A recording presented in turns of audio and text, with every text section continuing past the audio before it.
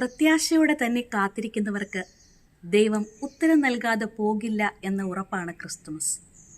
രക്ഷകന്റെ ആഗമനത്തിൽ മാലാഖമാർ ആശംസിച്ചതും ഈ പ്രത്യാശ തന്നെയാണ്.